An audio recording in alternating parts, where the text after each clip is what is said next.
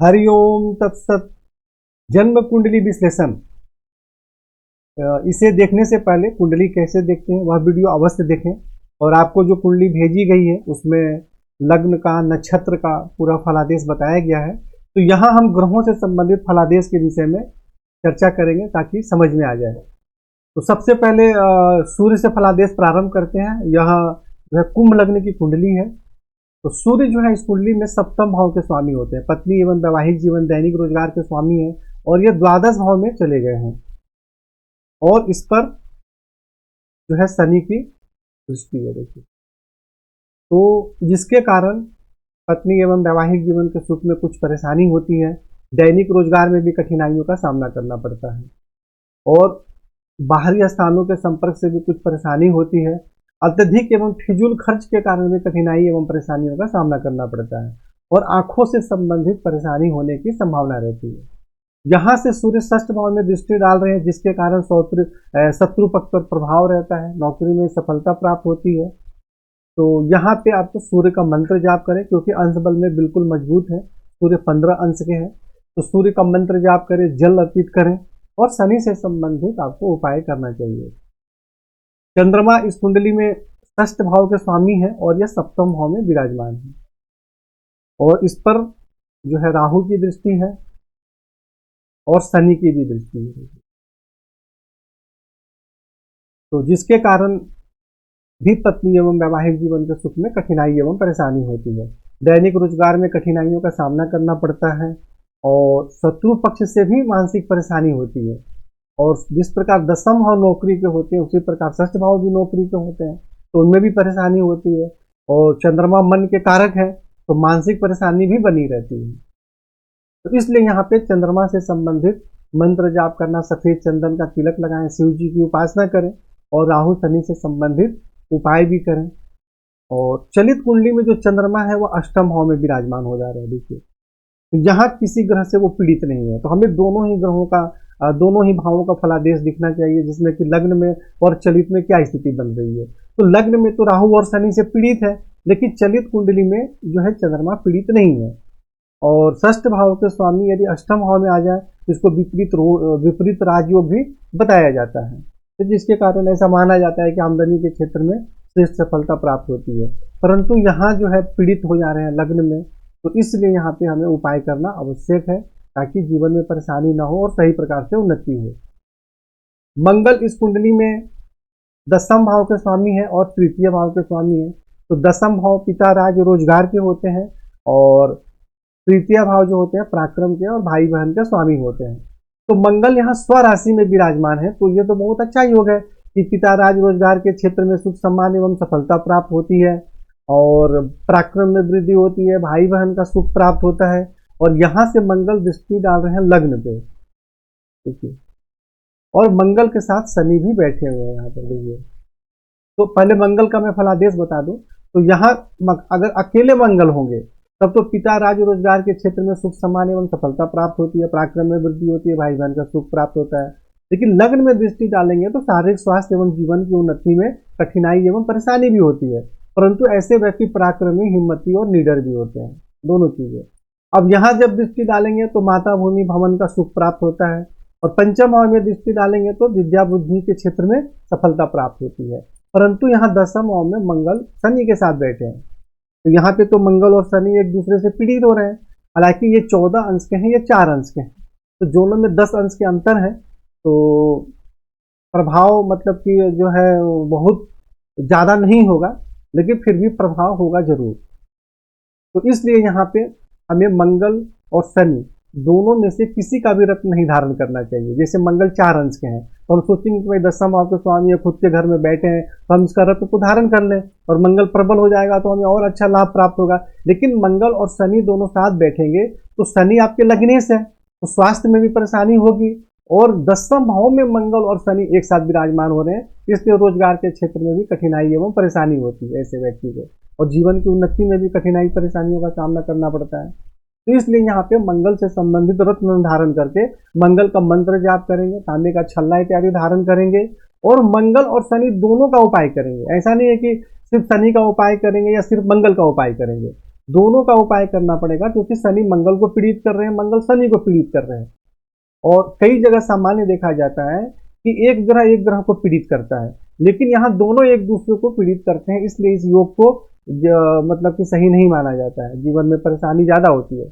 और ऐसे व्यक्ति को महामृत्युंजय मंत्र का जाप करना भी आवश्यक है। ये जो शनि मंगल का जो योग बन रहा है, तो इससे मतलब कि आपको राहत मिलने के लिए या इस परेशानी से में कमी होने के लिए महामृत्युंजय मंत्र का जाप करना भी ऐसे व्यक्ति को बहुत ज्यादा आवश्यक है। बुध के विषय में चर्चा करते हैं तो बुध इस कुंडली में पंचम भाव के स्वामी और अष्टम भाव के स्वामी, आयु के स्वामी है और विद्या बुद्धि संतान के स्वामी, और वो द्वादश भाव में चले गए, लेकिन 13 अंश के हैं। देखिए, लेकिन सूर्य भी 15 अंश के हैं, तो इनमें 12-13 अंश का होता है, तब बुध को अस्त नहीं माना जाता है। कई लोग यह भी मानते हैं कि बुध अस्त होता ही नहीं है, तो यहाँ तो अस्त ही माना जाएगा नियम के अनुसार। तो ऐसे व्यक्ति को विद्या बुद्धि एवं संतान के सुख में कुछ कमी होती है, और ऐसे व्यक्ति की जो संतान होते हैं वह बड़े होने पर मतलब दूर जाकर निवास करते हैं, या दूर रहते हैं, या दूर जाकर कोई काम पढ़ाई लिखाई ये सब करते हैं।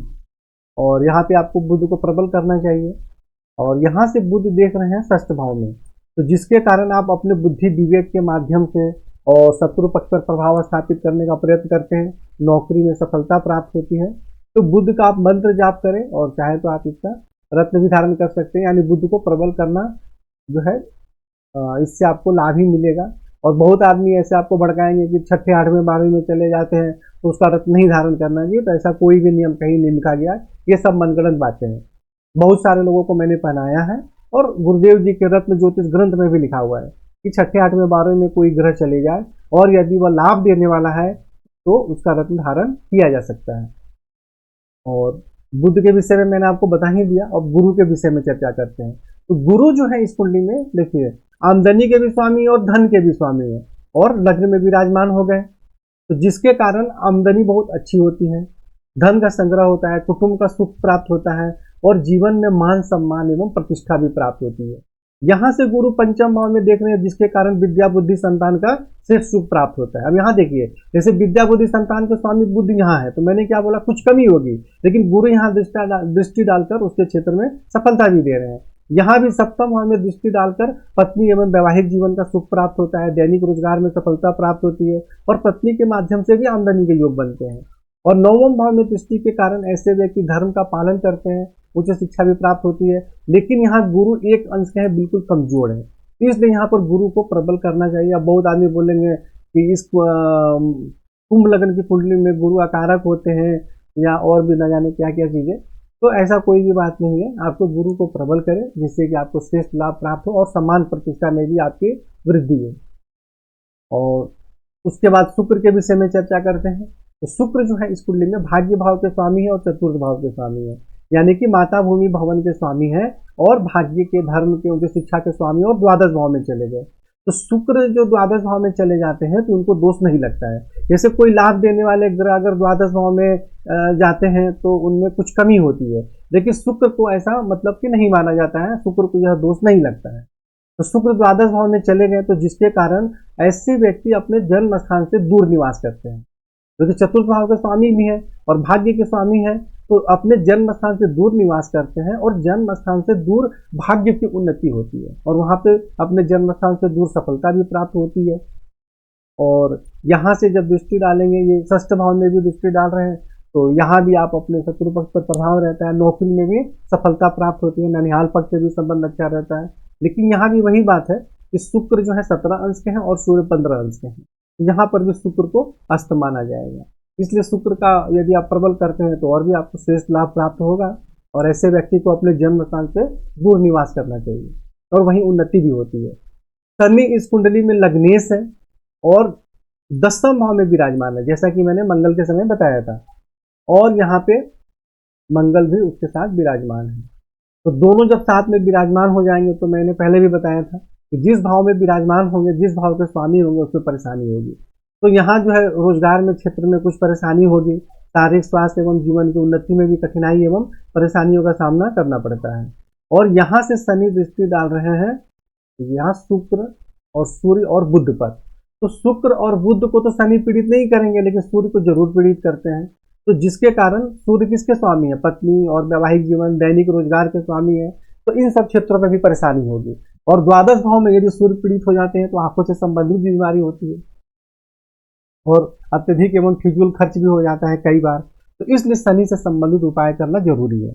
और किसी भी ग्रह का दान और उपाय करने से ग्रह कमजोर नहीं होते, जबकि जितने भी ज्योतिष के ग्रंथ हैं उनमें दान का और उपाय करने का इनका बहुत महत्व बताया गया है कि जिससे कि जीवन में वह ग्रह, जिस ग्रह से संबंधित हम दान उपाय करते हैं, शेष लाभ प्राप्त होता है और वह कमजोर नहीं होता है, बल्कि उसके दोष में कमी आती है। और यहाँ से चतुर्थ भाव में और यहाँ से चतुर्थ भाव में दृष्टि डाल रहे हैं, तो जिसके कारण माता भूमि भवन वाहन का सुख प्राप्त होता है। और यही शनि जब यहाँ सप्तम भाव में फिर चंद्रमा पर दृष्टि डाल रहे हैं, तो जिसके कारण दैनिक रोजगार में परेशानी होती है, वैवाहिक जीवन में भी परेशानी होती है, मानसिक परेशानी भी होती है। तो यहाँ भी इसके लिए शनि से आपको उपाय करना जरूरी है, शनि से संबंधित। देखिए, कोई भी ग्रह चाहे कारक हो, चाहे अकारक हो, चाहे लग्नेश हो, जब वह किसी ग्रह को पीड़ित करेंगे तो उससे संबंधित परेशानी होगी ही होगी, चाहे कम हो चाहे ज्यादा हो। इसलिए उससे संबंधित उपाय करना आवश्यक है, जिससे कि जीवन में परेशानी कम हो। राहु यहाँ तृतीय भाव में विराजमान है, जिसके कारण पराक्रम में तो वृद्धि होती है, परंतु भाई बहन से मतभेद भी हो जाता है। और सप्तम भाव में जब चंद्रमा पर दृष्टि डालेंगे तो उससे वही वैवाहिक जीवन में परेशानी, व्यवसाय में परेशानी, दैनिक रोजगार में कठिनाइयों का सामना करना पड़ता है। नवम भाव में दृष्टि के कारण कठिन परिश्रम के माध्यम से भाग्य की उन्नति होती है। और एकादश भाव में दृष्टि के कारण कभी अचानक लाभ प्राप्त होता है तो अचानक नुकसान भी हो जाता है और आमदनी प्राप्त करने में भी कठिनाइयों का सामना करना पड़ता है। तो राहु से संबंधित दान एवं उपाय करें। केतु यहाँ देखिए नवम भाव में विराजमान है, तो जिसके कारण कठिन परिश्रम के माध्यम से भाग्य की उन्नति होती है, आप धर्म का पालन भी करते हैं। और यहाँ से जब लग्न में दृष्टि डालते हैं तो शारीरिक स्वास्थ्य एवं जीवन की उन्नति में कठिनाई एवं परेशानी होती है, चोट इत्यादि भी लगने की संभावना रहती है। और तृतीय भाव में दृष्टि डालेंगे तो पराक्रम में तो वृद्धि होती है, लेकिन यहाँ भी भाई बहनों से परेशानी होती है। और ये जो राहु और केतु, राहु यहाँ विराजमान है और केतु की दृष्टि है, तो यहाँ हाथ में, कंधे में, इन सब चीजों में कुछ चोट इत्यादि भी लगने की संभावना रहती है। और पंचम भाव में दृष्टि डालेंगे तो कुछ कठिनाइयों के साथ विद्या बुद्धि संतान का सुख प्राप्त होता है। तो केतु से संबंधित भी दान एवं उपाय करें। तो इस प्रकार आपको समझा दिया गया और आपके कुंडली में संपूर्ण फलादेश और उपाय लिखे गए हैं, उसको देखकर जीवन में आगे बढ़े। हरिओम तत्सत।